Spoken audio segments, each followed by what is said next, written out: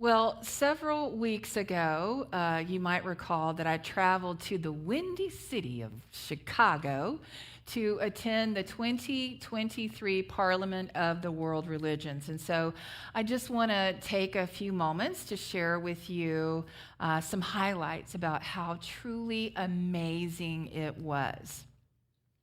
There were over 7,000 attendees from over 95 countries, and there were over 200 different faith traditions represented. And here's just a fun fact that our co-founders of Unity, Charles and Myrtle Fillmore, they attended the first Parliament of the World Religions, which was also held in Chicago back in 1893. Now, it's only held every 2 years, and quite often it's out of the country, so it was just a real special treat that it was in Chicago this year. But that first gathering back in 1893 really is what marked the beginning of an interfaith conversation around the globe.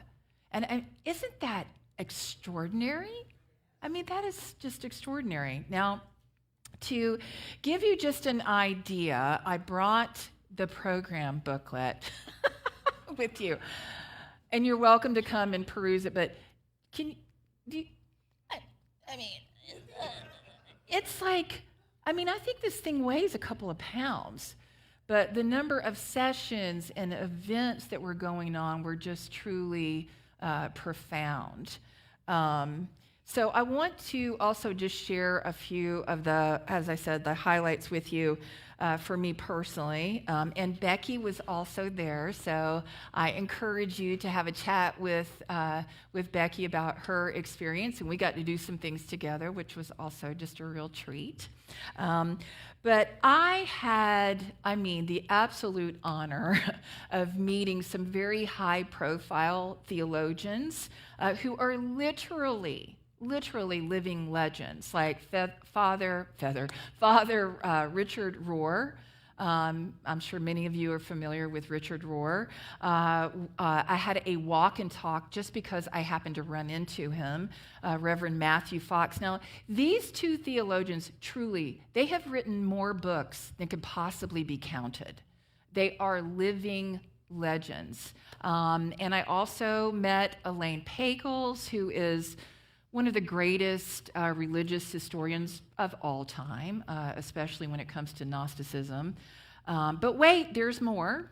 I also got to hang out with Michael Beckwith from Agape. I got to hang a little bit with Bishop Jack Bomar from Hillside, which is in Atlanta.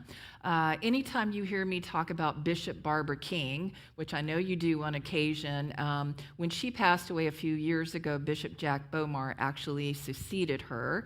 And then, just a moment of a lifetime to meet Reverend Deborah Johnson in person. She's called Rev D, right? But she literally is like one of my favorite New Thought ministers of all time. So there was a lot of all time kind of things going on.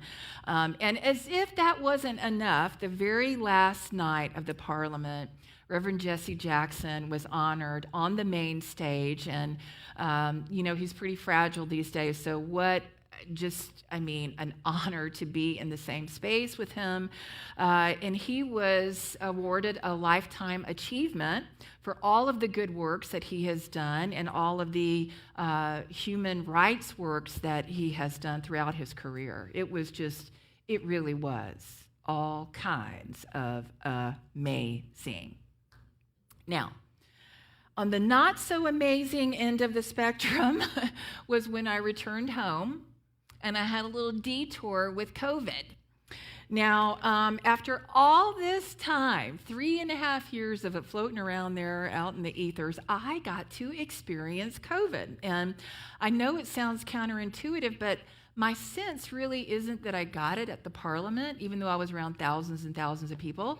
And part of that is because None of the folks that I was with all day, every day, in close proximity, eating with, hugging, none of them, thank God, none of them actually tested positive. So I'm incredibly grateful for that, and also for all of your prayers. Grateful that my husband, the saint, we did all the things. We isolated, we masked at home, we did all the things. Grateful that he also didn't get it. So just a little update there. That was a detour. Anybody experience any detours lately? Right? So I am so thankful for the wonderful Steve Morris, who literally jumped in on a Saturday morning's notice to fill in for me on Sunday, August the 20th, and then last week, because it became obvious that I was not going to test positive by August the 27th. Of course, Michael Brundy was here as our guest speaker last week. And I just want to say, I know neither of them are here. You know, they're not ministers, but we know they're ministers, right? We know that. We know that. We know that. And they are outstanding men. So even though they're not here, please let's just give them a round of applause for showing up. So grateful. So that leads me actually to a note about our own co-founders of Unity of Arlington, Marie and Keith Lonigan. Now, as you know, we are celebrating our 49th anniversary and my 8th year here at Unity of Arlington today. Thank you. I really do think church should be counted in dog years, but I'm so grateful, so incredibly grateful. But you'll notice that they're not here with us today. And the reason they're not here with us today is because they are now experiencing COVID. So I want to ask that you hold them in your hearts, hold them in your prayers. I'm sure they're online right now. They are. So everybody just turn around and say, hey, Keith and Marie, we love you. We're sending you healing, love, and light. See you healed, whole, and healthy. I spoke with both of them yesterday. They certainly are very well on their way. Their son Matthew has taken really good care of them. They got all the things they need. But let's just hold them in our hearts and in our prayers and know that we will see them in their place here very, very soon. Now, Marie asked me to share with you, and if you've been with us celebrations over the years, you've heard her share this testimony that 49 years ago, Unity of Arlington started with no money, no minister, and no place to meet. And this is why Marie loves the Victor Hugo quote that nothing is more powerful than an idea whose time has come. Let's just say that together. Nothing is more powerful than an idea whose time has come. And so the gospel, according to Marie, is that Unity of Arlington's time had come, and it's still coming. Amen? Amen. So, an idea whose time has come is the perfect segue into my talk today, which is titled, Give It Time. Now, let me just ask you, have you ever found yourself in the midst of a little something where you were just like, when is this going to be over? Right? Like, when is this going? I'm so done with this. When is it going to be over? When am I going to be free? When am I going to be finished from all of this? Am I talking to anybody? Now, it could be anything, right? But in my case, it certainly was how I felt when it took 13 days to test negative. 13. And so I, like everybody else, just like you, boo, right? Like I had to remind myself that God is in the midst of this, and God is in the midst of all things, and everything is going to be just fine, right? Now, the teaching isn't, you'll believe it when you see it. It's you'll see it when you believe it. Let's say that together. You'll see it when you believe it. But life does have a way of showing us, doesn't it?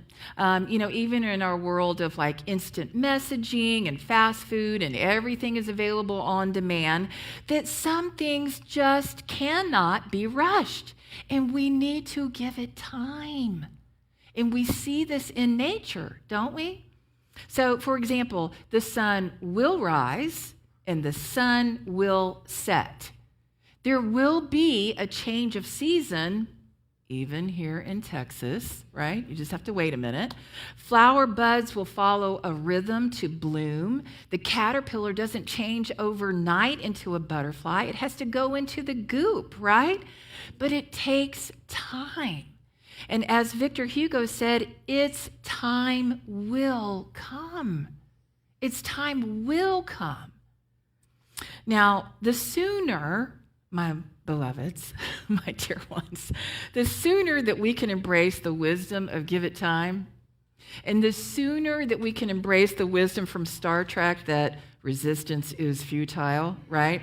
The sooner you will realize that you might as well surrender, right? You might as well surrender.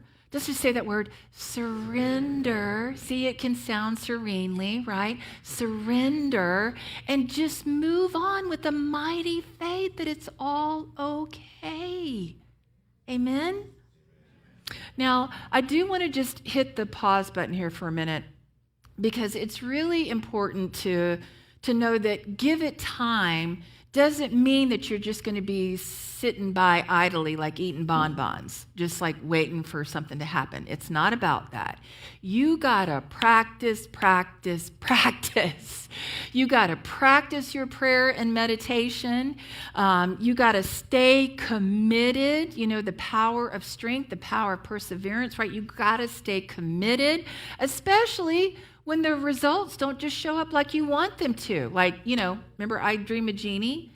Sometimes it does not work that way, right? But you got to stay committed, and you have to have faith that in the grand tapestry of how manifestation works, that time is a thread that weaves everything together. Let's just say that together. Time is a thread that weaves everything together. Time is your friend. And so your relationship, I would say your divine relationship with time is vital. It really is. In other words, it's what you do with your time that matters most. So let me just ask, what matters most in your life? What matters most in your relationships? What matters most in your work? Is it money? I mean, money, certainly is very important. Anybody want a new building? Money is very, very important, but does it matter most? Is it health? Health definitely affects our quality of life. But does it matter most? By the way, you could have all the money in the world, but if you do not have your health, it is a lot less meaningful. Are you with me? This is why in Unity you will hear it said that health and wealth are the same thing, right? So what does matter most? Is it money? Is it health? Is it success? Does your success matter most?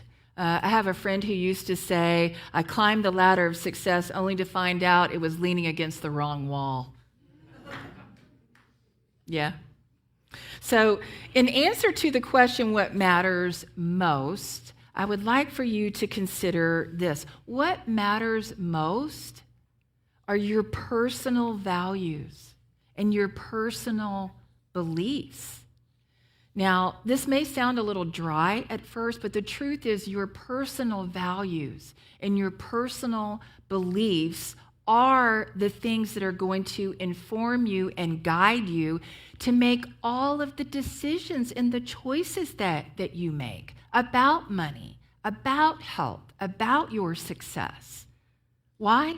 Because you cannot make these decisions without your personal values and your personal beliefs. So I want to just hit the pause button here for a minute, and I'm going to share a story with you about Albert Einstein. Now, Albert Einstein was traveling on a train to a conference one time, and the conductor came by to collect tickets. But when he came to Albert Einstein, this wonderful, incredibly intelligent scientist could not find his ticket.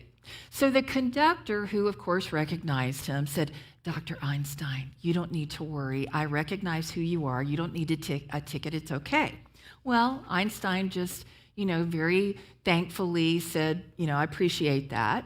But then a few minutes later, the conductor had moved on, and he looked back, he glanced back, and there was Einstein on the floor, down under the seat, on his hands and knees, looking for something. So the conductor is wondering, what in the world is going on? So he goes back over to Einstein. He says, "Dr. Einstein, I told you, you don't need a ticket. It's okay." Einstein looks up at him and he says, "Young man, I know I don't need a ticket to ride this train, but I do need to find my ticket to know where I'm supposed to get off."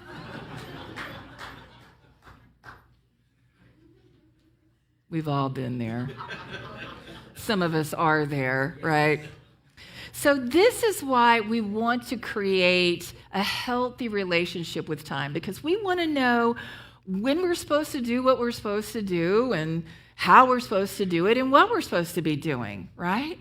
I mean, anybody walk into the kitchen and you forgot what you walked in there for? Yes, yes. So here is one of the most brilliant things that I've ever heard said about the topic of time, and it comes from Michael Altshuler. And he said, "The bad news is time flies. The good news is you're the pilot." Isn't that great? The bad news is time flies. The good news is you are the pilot. So it's up to you to take responsibility for the 168 hours that you have every week. Now, I don't know if you've ever done the math, but it's 168 hours. And in truth, that's more than enough. It's more than enough. It's what you do with what you have that matters most, because there is always time to do what matters most. Have you ever noticed that? Like when you think you cannot do another thing, something comes in and boom, your focus changes, your perspective changes, and you just know that you know that you know you're going to do what matters most. Anybody? So let's just say that together. There's always time to do what matters most. Together? There's always time to do what matters most. Now, I know, I get it. Some of you are thinking, but Reverend Ann, you don't understand, right? Like, I got a situation going on. I got a circumstance happening. I got a detour. I can't just give it time. Now, if that is you, then what I'm about to share with you is especially for you. So today, I am going to share with you the golden key.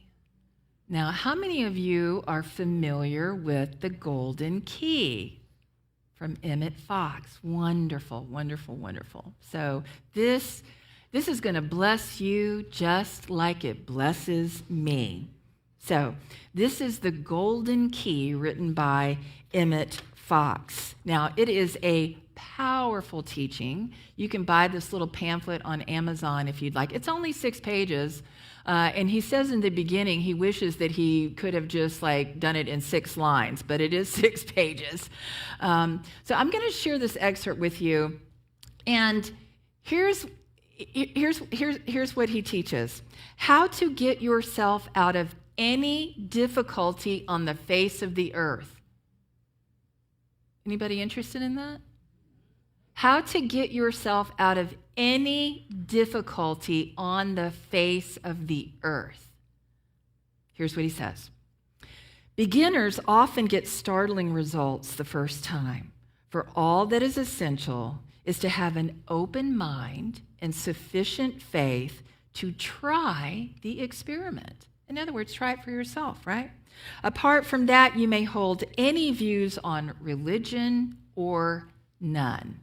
So I'm just going to pause right here for our friends, the atheists.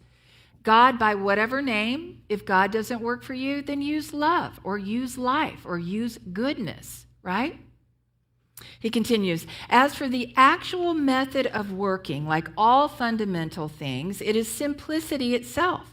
All you have to do is this: stop thinking about the difficulty, whatever it is, and think about God instead. I'm going to say that again. Stop thinking about the difficulty, whatever that is, and think about God instead. This is the complete rule, and if you will do this, the trouble, whatever it is, will disappear. It makes no difference what kind of trouble it is. It may be a big thing or a little thing. It may concern health, finance, a lawsuit, a quarrel, an accident, or anything else conceivable. But whatever it is, stop thinking about it and think of God instead. That's all you have to do. It could not be simpler, could it? God could scarcely have made it simpler, and yet it never fails to work when given a fair trial. Do not try to form a picture of God, which is, of course, impossible. Work by rehearsing anything or everything that you know about God. God is wisdom, truth, unconditional love. God is present everywhere, has infinite power, and knows everything. It matters not how well you may think you understand these things, just go over them repeatedly. But you must stop thinking of the trouble, whatever it is. The rule is to think about God. So if you're thinking about the difficulty, you are not thinking about God. He goes on to write, do not try to think out in advance what the solution of your difficulty will probably turn out to be. Leave the question of the ways and means to God. You want to get out of your difficulty? That's enough. Do your half, and God will do God's. There it is. The formula for how to get yourself out of any difficulty on the face of the earth. Is there anyone who doesn't understand? Stop thinking about the difficulty and put your focus on God. God the good. God is love. God is life instead, and then allow the solution to be revealed. Amen? So can you guess what your heart work is this week? So your action steps this week are to give it time and to golden key any challenge or detour. Stop thinking about the difficulty and think about God instead. And that is an idea whose time has come. And so ends our message for today. Thank you.